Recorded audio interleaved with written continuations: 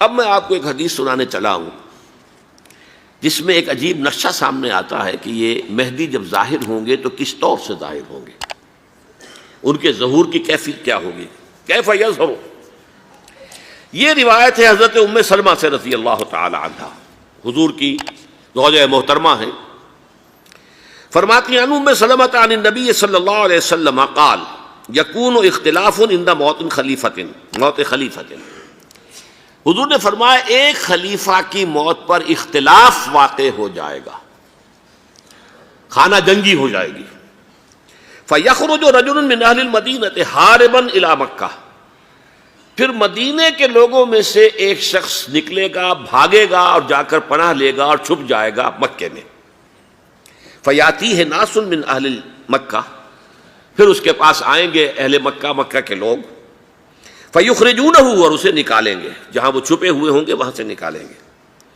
وَهُوَ كَارِهٌ، اور وہ بالکل اس کو پسند نہیں کر رہے ہوں گے، نہ وہ خواہش مند ہوں گے کہ ان کے ہاتھ پر بیعت کی جائے، نہ وہ یہ چاہیں گے کہ وہ میدان میں آئیں اور ان کو جو ہے اپنا لیڈر مانا جائے۔ وَهُوَ كَارِهٌ فَيُبَايِعُونَهُ بَيْنَ الرُّكْنِ وَالْمَقَامِ، لیکن لوگ جو ہے پھر اصرار کے ساتھ ان کے ہاتھ پر بیعت کریں گے رکن اور مقام کے درمیان۔ رکن وہ کونا ہے خانہ کعبہ کا جس میں حجر اسود لگا ہوا ہے، اور مقام ابراہیم جو ہے، ان دونوں کے مابین جو یہ علاقہ ہے یہاں پر وہ بیعت ہوگی۔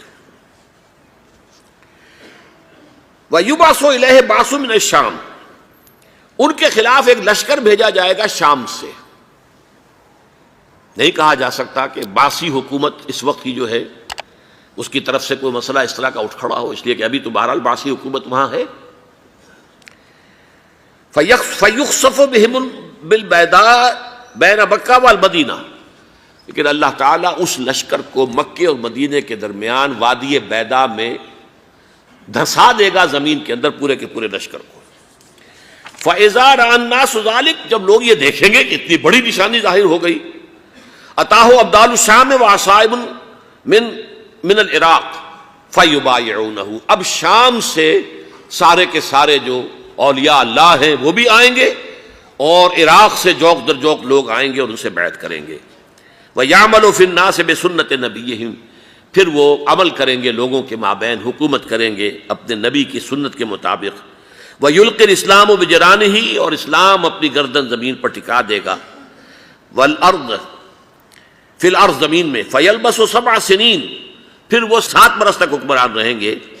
ثم یتوفیٰ، پھر ان کا انتقال ہوگا۔ ویصلی علیہ المسلمون، اور مسلمان ان پر نماز پڑھیں گے۔ یہ جو میں نے آپ کے سامنے نقشہ کھینچا ہے،